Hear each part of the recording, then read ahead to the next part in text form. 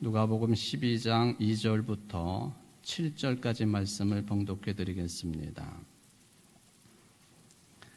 감추인 것이 드러나지 않을 것이 없고 숨긴 것이 알려지지 않을 것이 없나니 이러므로 너희가 어두운 데서 말한 모든 것이 광명한 데서 들리고 너희가 골방에서 귀에 대고 말한 것이 지붕 위에서 전파되리라.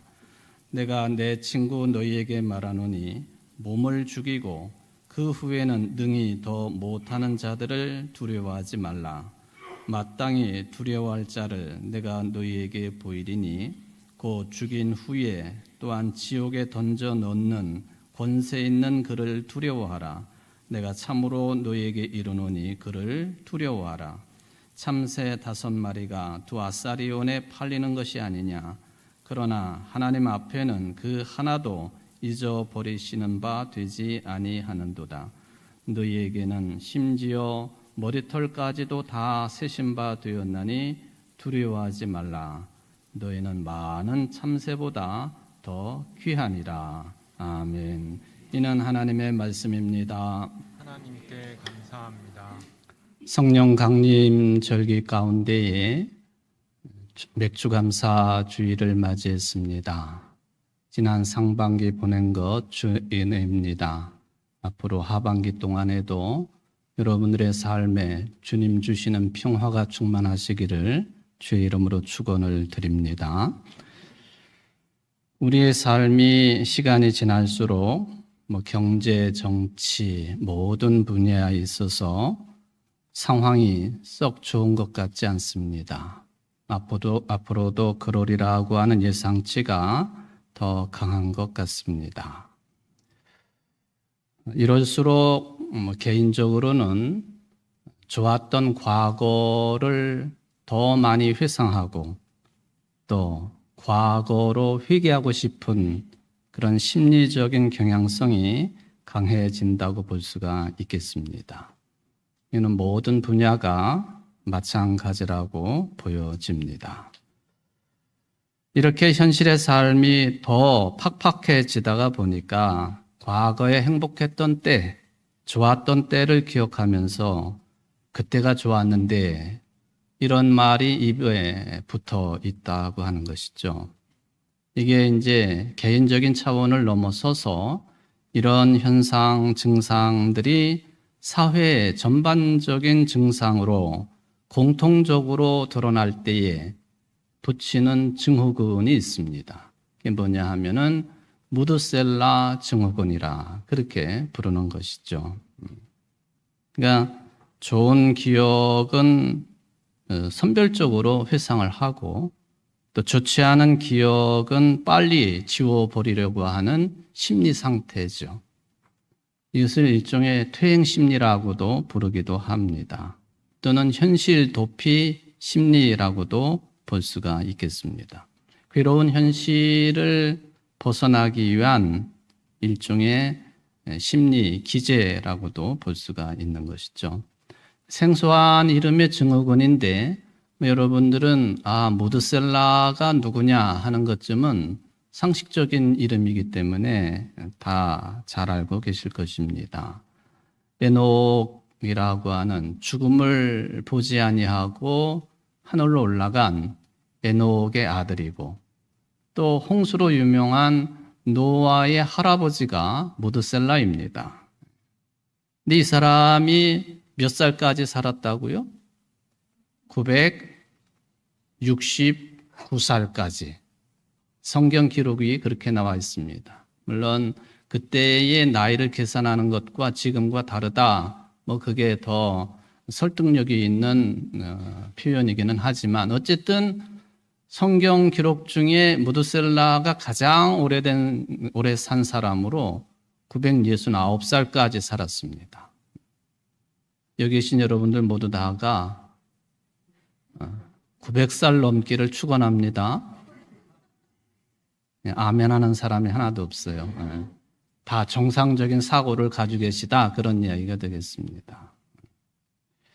무드셀라라고 하는 이름, 이게 창을 던지는 사람이라고 하는 뜻을 가지고 있고 동시에 이게 늘린다, 또는 뭐 기한을 연기한다 하는 뜻을 가지고 있는 고대 히브리어에서 탄생된 이름이 무드셀라가 되겠습니다. 그러니까 이름하고 그리고 그가 산 길이만큼이 연결성이 있다, 그렇게 보여집니다.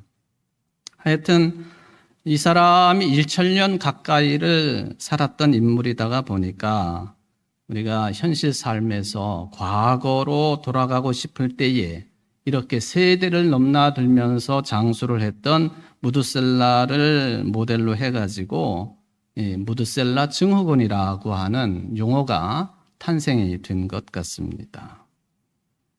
그런데 이 증후군의 증상이 시간이나 또는 나이와 밀접한 관련이 있다가 보니까 이런 증후군은 주로 60대 이상의 소위 말하면 이제 어른들에게서나 나타나는 그런 현상이라고 볼 수가 있겠습니다. 특별히 옛날에 아주 잘 사셨던 분들, 또 옛날에 뭐 권력 좀 있었던 분들, 속된 말로 말하면은 방귀 깨나 꾸셨던 분들, 이런 분들이 이런 증상에 시달리기 쉽다 하는 것이죠.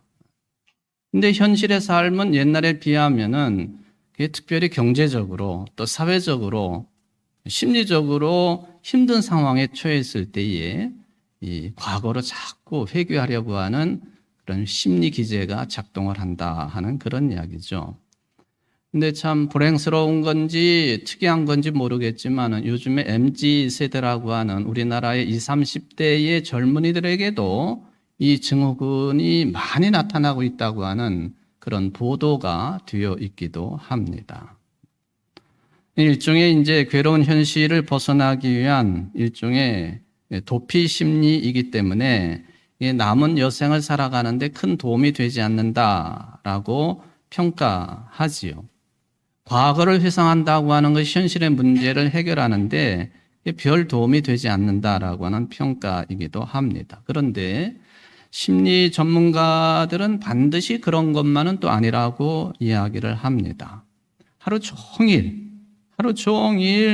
과거에 행복했던 기억만을 떠올리면서 현실을 부정하고 힘들어하는 것, 그건 문제가 되겠지만은 때로는 그런 심리 상태가 뜻하지 아니한 어려움을 만났을 때에 도움을 주는 희망적인 요소가 될 수도 있다 하는 의견도 팽팽합니다. 실제적으로 이런 증후군을 중심으로 실험을 한 대학이 있었습니다. 2006년도 일인데요. 영국의 사우샘프턴 대학, 또는 사우스햄튼 대학교라고도 부르는데 이 심리학과 연구진이 이 증후군 관련 실험했습니다. 그러면서 이런 증후군이 심하지만 않으면은 미래의 희망적인 요인으로 특히 어려움을 겪었을 때에 작동할 수 있겠다 하는 그런 보고를 했습니다. 연구진이 우선 60명을 선택을 해서 2개 조로 나누었습니다. 한 개 조는 아주 심하게 이 무드셀라 증후군에 시달리는 사람들이 한 그룹이고 또 한 그룹은 전혀 그런 증상은 없지만은 어떤 특징이 있느냐 하면 아주 냉철하고 그리고 매사를 비관적으로 부정적으로 바라보는 사람들만 또 한 그룹으로 만들었습니다. 그리고는 이 2 그룹 사람들에게 책을 읽게 했는데 어떤 내용의 책이었느냐 하면은 자연재해와 관련된 내용의 책을 읽게 했습니다. 자연재해 때문에 아주 순식간에 발생이 되는 그런 피해, 비극, 또 사람들이 느낄 수 있는 슬픔이나 낙심, 이런 것들이 가득 차 있는, 부정적인 이야기로 가득 차 있는 책을 다 읽게 했습니다. 책을 다 읽은 뒤에 2 집단 사람들의 심리 상태를 살펴보았습니다. 그랬더니만 이 무드셀라 증후군에 걸린 집단의 사람들이 그렇지 않은 매사를 비관적으로 보고 그리고 매우 비판적이고 또 부정적으로 보는 그런 집단 사람들에 비해서 미래를 좀 더 희망적으로 보고 따라서 그동안 소홀했던 주변 사람들과의 유대감도 활발하게 이어가는 상당히 안정적인 정서를 보이는 것으로 파악을 했습니다. 이게 이제 일종의 도움이 될 수 있는 그런 증후군이다라고 볼 수 있는 것이죠. 이 연구를 이끌었던 그 교수인 콘스탄틴 세디키데스라고 하는 교수는요, 이런 결과를 보면서 이 무드셀라 증후군이 그게 너무 깊거나 그리고 자주 일어나면 문제가 되겠지만은 이분은 아예 그 숫자를 제시를 했어요. 한 주간에 한 2, 3회 정도 이 무드셀라 증후군 그런 거에 좀 뭐 시달리는 것은 아니지만은 빠져 있어도 그건 오히려 희망적인 미래를 위해서 도움이 된다. 뭐 2, 3번이라고 했는데 시간은 나와 있지 않아요. 하여튼 좀 애매하기는 하지만은 그런 평가를 내렸습니다. 여러분들 사진을 한 장 보겠습니다만 휴대폰 사진이에요. 이제 구형이다 대부분 그렇게 느끼시잖아요. 요즘에는 다 어르신들도 뭐 스마트폰을 다 쓰시니까 그냥 문자 치시고 뭐 동영상 보시고 어른들도 다 그렇게 하시지 않습니까? 이게 유럽의 노키아사가 만든 휴대폰 3310 시리즈 모델입니다. 아주 옛날에 쓰던 거 아니요? 이게 2000년도에 생산이 된 휴대폰인데 이 노키아사가 의도적으로 2017년도에 이 모델을 다시 출시를 했습니다. 왜 그랬느냐 하면 이게 무드셀라 증후군을 이용한 마케팅이었습니다. 소위 말하면 여러분들 잘 아시는 레트로 마케팅, 복고 마케팅을 이용했다 하는 것이죠. 이 3310 시리즈가 처음 출시됐을 때에 저 휴대폰은 매우 튼튼한 휴대폰으로 인식이 되었습니다. 염산에 집어넣어도 이거 튼튼하게 작동이 된 흔적이 있고요.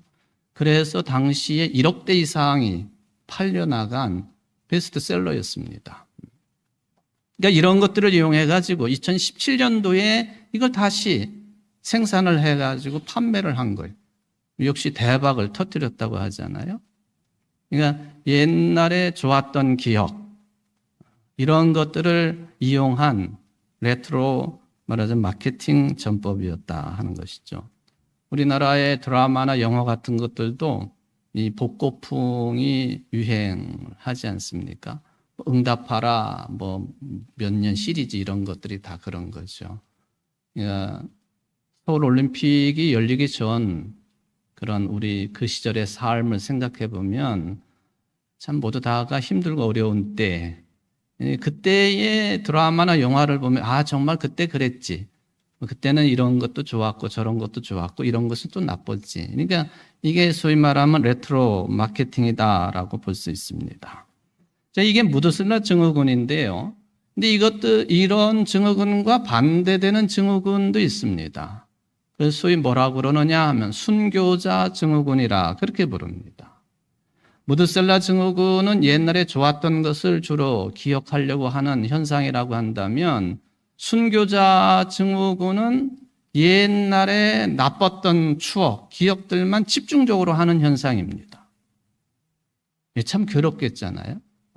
옛날에 재난당했던 거, 옛날에 내가 얼마나 어려웠느냐, 얼마나 힘들었느냐, 잘 못 먹었고 못 입었고, 어쩌면은 어른들 중에 이런 무드셀라 증후군에 사로잡힌 분들도 많이 계시지만은 특히 우리 어르신들 중에는 이 증후군에 사로잡힌 분들도 꽤나 된다고 저는 판단을 합니다. 자꾸 나쁜 기억만 하는 거예요. 그러니까 무엇이든지 부정적으로 생각할 수밖에 없는 증후군입니다. 이게 순교자 증후군이죠. 그리고는 내가 거기에 희생자라고 생각하는 거예요. 단순하게 희생자였다 그 정도가 아니라 현실의 자기 삶을 병적으로 학대하는 데까지 이르게 되는 거죠. 그래서 이게 순교자 증후군의 대표적인 증상이 뭘로 나타나느냐? 자기의 목숨을 자기 스스로 해하는 데까지 이른다. 그렇게 알려져 있습니다. 두려움의 문제죠. 과거에 대한 두려움도 있지만 현실의 삶의 두려움이 우리로 하여금 이런 심리 상태에 시달리게 한다 하는 것이죠. 우리 주변에 말씀들은 안 하시지만은 이런 것들 때문에 매우 힘들어하시는 분들이 많이 있습니다. 아마도 지금 설교를 들으시는 여러분들 중에도 여러분들의 삶을 이렇게 반추를 해보면은 어느 땐 내가 참 왜 이럴까? 내가 왜 자꾸 이런 생각에 사로잡히지? 그러면서도 이걸 뭐라고 표현을 해야 되나 판단하지 못했지만은 어떤 분들은 보니까 내가 순교자 증후군에 시달리고 있었구나. 그렇게 판단하시는 분들도 계실 것이라고 예상을 해봅니다. 두려움의 문제입니다. 저는 설교를 많이 하는 목사로서 요즘에 참 두려운 마음을 가지고 직시하고 있는 문제가 있습니다. 목회의 분야가 다양하지만은 우리 한국의 개신교회 목사들처럼 세계적으로 설교를 많이 하는 목사 그런 나라는 없습니다. 아무리 눈 씻고 찾아봐도 이런 나라는 없는 거죠. 그런데 이 목회의 다양한 분야 중에서도 가장 핵심적인 내용인 이 설교하는 문제에 있어서 일종의 두려움, 심지어는 무서움까지 느끼게 되는 그런 상황이 지금 벌어지고 있는 것 아닙니까? 소위 말하면은 생성형 인공지능 때문에 챗 GPT 문제죠. 요즘에 이제 가끔 언급하는 내용입니다만은 우리의 삶의 전방위적인 차원에서 대세로 자리를 잡아가고 있는 생성형 인공지능 챗 GPT 이것과 인간들이 지금 경쟁을 하는 중인데 특히 설교 분야가 엄청난 유혹에 휘둘릴 가능성이 많다. 그거에 대한 두려움, 무서움을 제가 가지고 있다 하는 것입니다. 인공지능을 연구하는 그리고 긍정적으로 바라보고 있는 사람들은요, 인간의 모든 사유와 영혼의 현상마저도 이 뇌의 생리적이고 화학적인 작용이라고 이야기를 합니다. 뭐건 예술, 철학, 종교 모든 게 다 그렇다는 말이죠. 저는 동의하지 않습니다. 왜? 우리는 영이신 하나님의 형상대로 지은 바 된 영적인 존재이기 때문에 그렇습니다.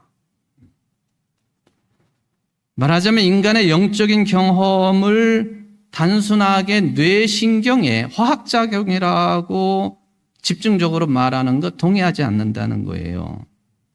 예를 들면은 챗 GPT에게 사과에 대해서 설명하시오. 그러면은요, 이게 수없이 많은 가상 공간의 정보를 모아가지고 질문한 사람의 의도보다도 훨씬 더 수준 높은 답변을 내놓는 게 챗 GPT입니다. 예. 이게 대화가 가능한 사람이 요구하는 것을 더 풍성하게 답변을 해줄 수 있는 게 생성형 인공지능이거든요. 그런데요, 이게 질적인 차이가 있는 게 뭐냐? 이게 아주 본질적인 차이입니다.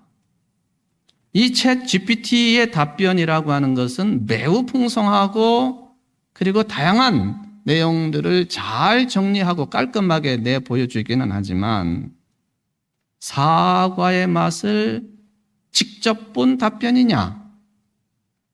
그건 아니잖아요. 사람의 영혼의 문제를 사과하고 비교해서 좀 죄송하기는 합니다. 근데 이제 비유를 하자면 그런 거예요. 챗 GPT가 사과의 맛을 정말로 음미하고 내놓은 답변이냐? 그건 아니에요. 우리 설교가 자칫 잘못하면 챗 GPT보다도 수준이 떨어질 수 있습니다. 솔직한 평가예요. 그런데 영혼의 문제를 직접적으로 다루고 있는 설교냐? 그게 본질적인 차이라 하는 것이죠. 28살에 독일의 보온 대학교 석좌 교수가 되어가지고 명성을 얻은 마르쿠스 가브리엘이라고 하는 분이 나는 뇌가 아니다 라는 글을 썼는데요. 그러니까 인간을 그저 뇌 기능의 화학적인 작용에만 자연과학적인 차원에서 접근을 하는 또는 인공지능 차원에서 접근을 하는 그거를 거부하는 사람입니다. 종교는 뇌 작용에서 일어나는 미신이 아니라고 이분은 지적을 했습니다. 말하자면은 인간 또 세상에서 일어나고 있는 모든 일들과 현상을 단지 자연과학만으로는 해석할 수 없다. 이 주장을 했습니다. 저도 동의를 하고요. 과학적인 사실만 사실이 아니고 신학적이고 신앙적이고 영적인 사실이 사실이라고 하는 마르쿠스 가브리엘의 의견 정확하다고 저도 받아들입니다. 영화 중에 스틸 라이프라고 하는 영화가 있습니다. 2013년도에 상영이 된 영화로 알려져 있지요.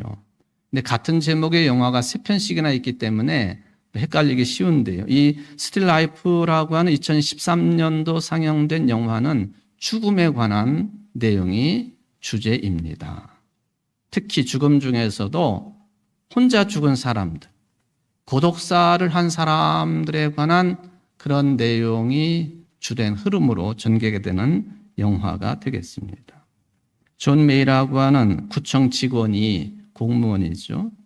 고독사를 담당하는 직원이었습니다.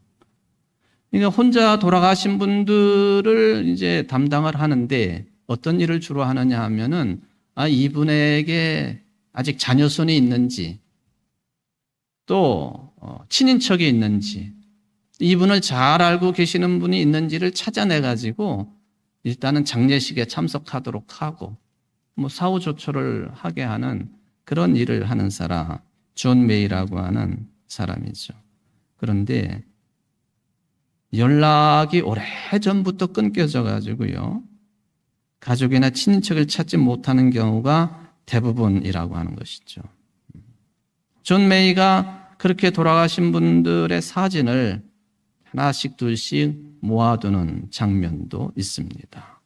대부분 고독사 하신 분들이 자녀손들과 오래전부터 소식이 끊긴 분들이거나 설령 간혹 연락이 닿아도 이 돌아가신 분하고 이게 불화가 있어가지고 장례식 참석을 아예 거부를 하는 그런 사람들을 비추고 있는 그런 영화가 되겠습니다. 그러다가 윌리엄 스토크라고 하는 이 고독사한 사람의 일을 맡게 되었습니다. 그게 이제 이 사람이 구청 직원으로는 이제 해고 정리가 돼가지고 마지막으로 처리해야 될 그런 사건이었습니다. 근데 이 윌리엄 스토크라고 하는 사람이 존 메이가 살고 있는 아파트 바로 옆에 살고 있었어요. 그게 이 공무원에게는 상당히 충격적이었습니다.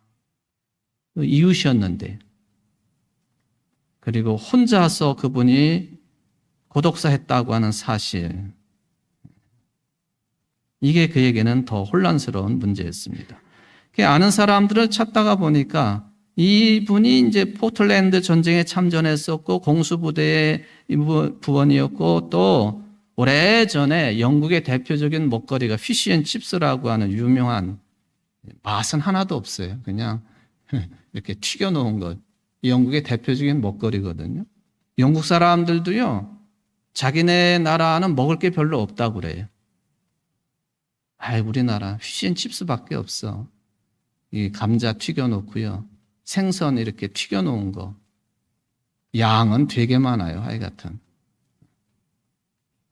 그런데 이 피쉬앤칩스를 판매하던 어떤 여성과 사귄 적이 있다고 하는 사실을 알게 되었습니다. 어쨌든 영화는 이런 한 사람의 사망이 존 메이라고 하는 공무원에게 특별한 사건이 되고 그 행적을 쫓아가는 과정을 통해서 한 사람이 왜 죽게 되었는지 어떤 이유 때문에 주변과 불화에 이르게 되었는지 찾아가면서 주인공의 삶이 변화되는 것을 추적하는 그런 내용이 되겠습니다. 그러면서 이제 어두운 무채색의 영화가 이게 끄트머리 가가지고는 밝은 유채색의 영화로 정리가 된다. 그런 이야기죠. 오늘 이제 유족으로 참여를 하신 우리 김세환 성도님 또 박순동 권사님이 계십니다만은 제가 원래는 이 설교 준비를 하면서 가지고 있었던 예화 자료를 장례식 때 제가 설교로 잠깐 했었어요. 오늘 대부분의 교인들이 듣지 못한 내용이기 때문에 다시 한번 좀 들려드리려고 합니다. 여성을 대상으로 하는 강좌가 있었는데 그 교수님이 한 여성에게 앞에 나와가지고 칠판에다가 당신하고 절친한 사람 20명의 명단을 적으라고 했습니다. 그래서 가족, 이웃, 친구, 또 친척, 직장 동료 20명의 이름을 다 적었습니다. 그랬더니 그 다음에 교수님이 요청하기를 이제부터는 덜 친한 사람들의 이름을 지우십시오. 그랬어요. 그래서 조금 생각하다가 덜 친한 사람 순번대로 지우기 시작을 했는데 이웃을 지우고 그 다음에 직장 동료를 지우고 그랬습니다. 그랬더니 이제 20명 중에 칠판에 남은 사람들이 누구였느냐? 부모님 2분하고 그리고 남편하고 그리고 아이만 남았어요. 교실이 조용해질 수밖에 없지 않겠습니까? 다른 여성들이 말없이 교수님을 쳐다보고 있었습니다. 교수가 드디어 입을 열었습니다. 이 중에서 또 하나를 지우십시오. 여성은 망설이다가 누구의 이름을 지웠을까요? 어쩔 수 없이 부모님의 이름을 지웠습니다. 어쩔 수 없는 거죠. 그랬더니 교수가 좀 있다가 또 한 사람을 지우라고 해요. 여성은 각오를 한 듯이 아이 이름을 지웠습니다. 그리고 펑펑 울었습니다. 아주 그냥 철철 울었습니다. 얼마 후에 여성이 안정을 찾으니까 교수가 물었습니다. 남편 이름만 남았는데 남편을 버리기 가장 어려운 이유가 무엇이었습니까? 시간이 지나면 부모님은 나이가 많으시니까 어차피 제 곁을 떠나실 거고 자식도 언젠가는 결혼하면 다 남남이 되는 건데 결혼해가지고 또 떠날 것인데 그렇지만은 내 일생을 나와 같이 지낼 사람은 남편뿐입니다. 이게 이제 이 펑펑 울었던 여성의 답변이었습니다. 여러분, 죽음의 문제, 혼자 죽을 수도 있고 또 같이 죽을 수도 있고 다양한 죽음의 내용이 있을 수 있겠습니다만은 오늘 저는 이 하나님의 말씀을 읽으면서요 역시 죽인다 하는 그런 표현이 있기 때문에 그런 이런저런 내용들을 생각해보고 또 깊이 묵상하게 되는 그런 말씀으로 바라보게 되었습니다. 오늘 이런 본문은 마태복음에도 있습니다.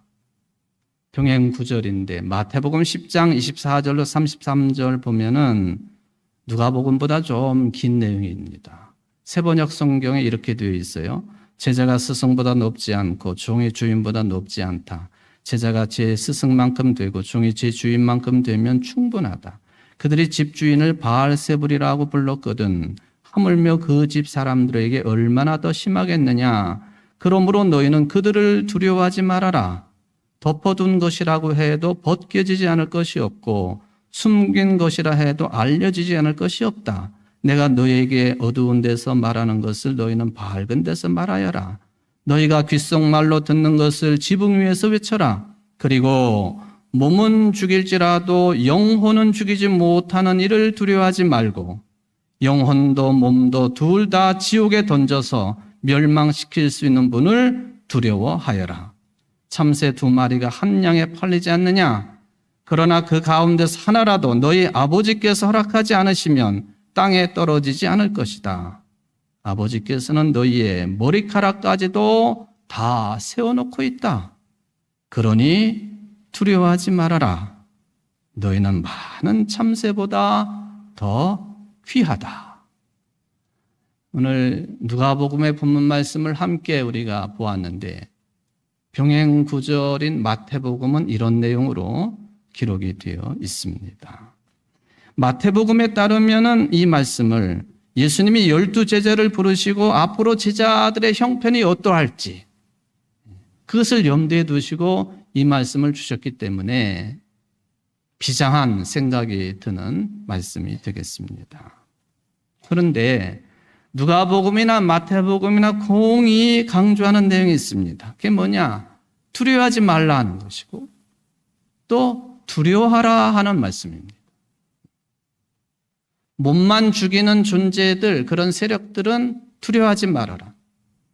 그런데 몸과 그리고 누가복음에서는 다르게 나와 있습니다만 마태복음에서는 몸과 영혼을 동시에 처리할 수 있는 그분을 두려워하라고 그 말씀입니다.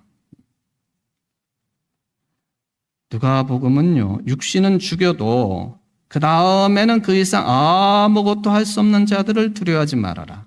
마태복음은 육신과 몸과 영혼을 둘 다 죽일 수 있는 분을 두려워하라고 말씀을 하시죠.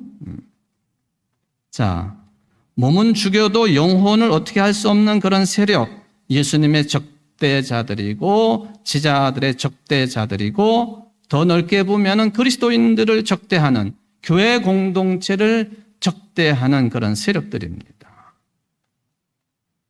이들은 반신앙적인 세력들이죠. 이들이 어떻게까지 했느냐? 마태복음 10장 17절 이하에 보면은 이들이 한 짓거리들이 구체적으로 드러납니다. 이 사람들은 제자들을 이스라엘의 최고 법정인 산헤드린 공회에 넘겨주고, 그러니까 아주 그 독한 재판을 받게 한다는 것이죠. 신앙적인 집회 장소인 회당에서 채찍질하고 또 제자들이 총독과 임금 앞에 끌려가도록 하고 또 더 끔찍한 내용은요, 형제가 형제를, 아버지가 자식을 죽는데 내어주고 자식들이 부모를 대적하여 죽게 한다 했습니다. 그런 일을 하는 자들이다. 마지막에 보면은 너희가 내 이름으로 말미암아 모든 사람에게 미움을 받을 것이다 하는 내용까지 말씀을 하셨습니다. 제자들이 얼마나 끔찍한 어려움을 당할 것이냐 하는 것에 대한 말씀이에요. 그러니까 예수님께서 이 12명의 제자들 말고 70명의 제자들을 파송하실 때에 이게 양을 이리 가운데 보내는 것 같다 하는 그런 심정을 표현하시지 않았습니까? 그런 내용이에요. 서기 70년 이후에 로마의 예루살렘의 성전이 무너지고 다 파괴된 뒤에 이런 상황들은 실제적으로 제자들에게, 초대교인들에게 현실적인 문제였습니다. 당시의 기독교인들은 로마 황제 숭배를 거부했지요.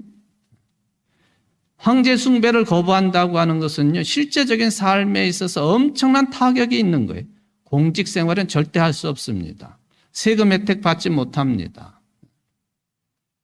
일상생활에 많은 지장이 있을 수밖에 없어요. 뿐만 아니라 로마 황제 숭배를 거부할 뿐만 아니라 로마의 이교 문화도 거부했습니다. 고린도전서 8장에 보면은 그런 비슷한 내용이지요. 시장에서 팔고 있는 고기 문제가 그런 내용입니다. 당시에 고기를 먹는 것 일반 사람들에게 쉽지 않은 내용이었습니다. 소나 양을 잡는다는 것은 다 이방신을 섬기는 종교적인 행사와 의미가 있었지요. 그렇기 때문에 소고기나 양고기를 먹는다 하려면 이교 제사의식에 참석을 하든지 이교 제사의식에 제단에 바쳐졌던 시장에 나와 팔고 있는 고기를 사다 먹든지 해야 되는 거예요. 근데 다 거절을 합니다. 그러니까 불편하지요. 그래서 당시의 사람들은 이 기독교인들을 볼 때 이상한 사람들이라고 손가락질을 합니다. 이상한 사람들이에요. 인도에 가면은 많은 것들을 경험할 수 있지만 특히 음식 문제가 커요. 인도 사람들은 자기들의 그 음식이 세계 탑이라고 얘기를 해요. 그런 얘기를 들으면서 속으로 저는 웃기고 있네 그러죠. K푸드가 최고지. 프랑스 사람들은 자기네 음식이 또 최고라고 그래요. 태국을 가보십시오. 태국 사람들은 자기네 음식이 또 최고라고 해요. 모두들 웃기고 자빠졌네 그러죠. 한국 음식이 최고죠. 하여튼 인도 음식 대표 카레 아닙니까? 카레. 커리인데 우리나라의 카레는 일본 사람들을 통해서 거쳐 들어온 카레이기 때문에 매우 순화된 맛이에요. 진짜 카레는 모두 다가 색깔이 다 노랗죠. 다 노래. 한 번은 인도에서 기차를 타고 30시간을 뭄바이까지, 봄베이까지 가게 되었는데요. 기차 안에 도시락을 3끼를 사 먹어야 돼요. 열어보면 다 노란색이요. 다 노란색. 오늘 혹시 교회에서 카레 주시는 건 아니죠? 다 노란색이요. 야, 징글징글해요. 징글징글. 저는 뭐 굶기도 잘하는 사람이니까 뚜껑 덮어놓고 안 먹고 했는데 인도의 종교인들 80% 이상이 힌두교인들 아닙니까? 소고기 절대 안 먹죠. 그런데 참 아이러니한 것은 전 세계를 상대로 소고기를 제일 많이 수출하는 나라가 인도예요. 어떻게 된 건지 모르겠어요. 또 한 15% 정도가 이슬람 교인들이에요. 이 사람들은 유대인들처럼 돼지고기를 안 먹습니다. 내가 인도 가면은 가서 잠자는 집이 뭐 친한 집이니까. 근데 이분들은 이슬람 교인 집안입니다.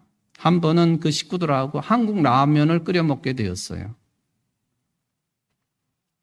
맛있게 끓여왔는데 그 집에 딸이 여럿이 있는데 딸 중에 한 명이요. 그 건더기로 이렇게 둥둥 떠다니는 그걸 하나 이렇게 딱 짚어가지고는 일단 손가락으로 이렇게 막 문질러 봐요. 이게 고기인가 아닌가 그거 살펴보는 거죠. 또 이제 코에다 갖다 대고 냄새를 또 맡아요. 이게 소고기인가 돼지고기인가 그거 맞는 거죠. 이게 만약에 돼지고기였다 하면은 큰일 날 일이죠. 왜? 이슬람 교인이기 때문에. 개인적으로 생각했어요. 야, 이거 그 육수 자체가 고기야, 고기. 제가 속으로 생각하면서 맛있게들 먹었습니다. 그런데 인도의 기독교인들은요, 소고기도 잘 먹고, 돼지고기도 잘 먹고, 닭고기도 잘 먹고, 물고기도 잘 먹고, 그래서 힌두교인이나 이슬람 교인들이나 인도의 기독교인들을 볼 때 지저분하다고 그래요. 더럽다고 그래요. 정결지 않다고 그래요. 하나님이 주신 것은 감사함으로 다 먹을 수 있는 건데 그런 마치 마냐사냥하는 것처럼 그런 음식 문화도 그렇다 하는 것이죠.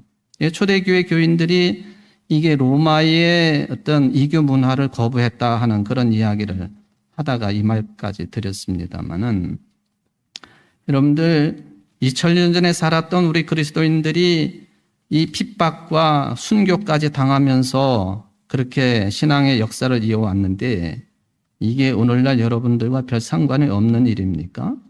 그냥 예수 믿고 평화를 누리면 다입니까? 그것도 중요하지요. 그런데 제가 볼 땐 더 중요한 것은 여러분들이 얼마나 세상 속에서 그리스도인답게 살고 있느냐. 그게 훨씬 중요한 본질이에요. 그게 더 중요한 거예요. 여러분, 사랑받는 분으로 살고 싶으신가요? 아니면 사랑할 줄 아는 사람으로 살고 싶은가요?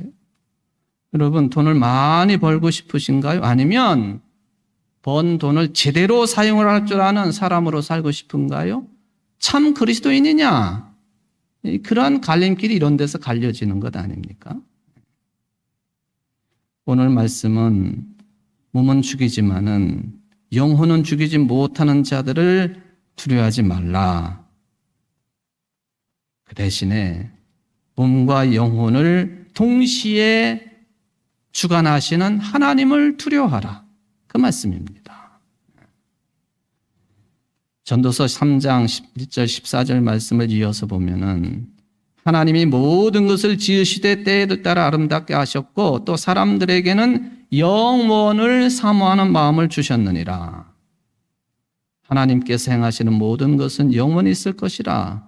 그 위에 더할 수도 없고 그것에서 덜 할 수도 없나니 하나님이 이같이 행하심은 사람들이 그의 앞에서 경외하게 하려 하심을 내가 알았도다. 사랑하는 성도 여러분, 세상의 악한 세력이 아주 강한 힘을 가지고 있는 것처럼 보입니다만은 절대로 우리의 영혼에 손을 댈 수는 없습니다. 절대로 없습니다. 아무리 시대 정신이 영끌이라고 하는 말로 대표된다 할지라도 아파트를 사는 문제가 여러분들의 영혼을 건드릴 수 있는 문제가 아닙니다. 좋은 직장을 가진다고 하는 그 문제가 여러분들의 영혼을 건드리는 문제는 아닙니다. 근데 왜 두려워하십니까? 하나님께 가까이 나아가는 여러분들 되시기를 바랍니다. 몸과 영혼을 지옥에 멸하실 수 있는 하나님을 두려워할 수 있는 여러분들 되시기를 바랍니다. 여러분, 하나님께서 우리를 천사보다 좀 못하게 만드신 것도 사실이지만요.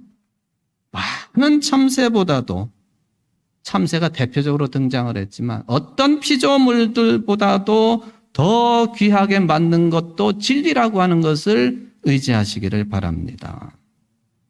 시편 8편에 보면은 주님께서는 그를 하나님보다 조금 못하게 하시고 그에게 존귀하고 영화로운 왕관을 씌워주셨습니다.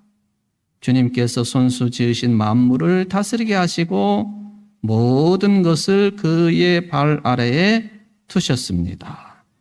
여러분들은 참새보다도 조금 더 귀한 것이 아니라 매우 귀한 존재라고 하는 놀라운 복음의 말씀을 듣고 계십니다. 그러므로 두려워하지 마십시오. 어떤 현실 속에서도 신앙인으로서 물러서지 마십시오. 늘 그리스도 안에서 두려움 없이 든든히 서가는 우리 청주 제2교회 성도들 되시기를 주의 이름으로 축원을 드립니다. 자비로우신 하나님 감사를 드립니다.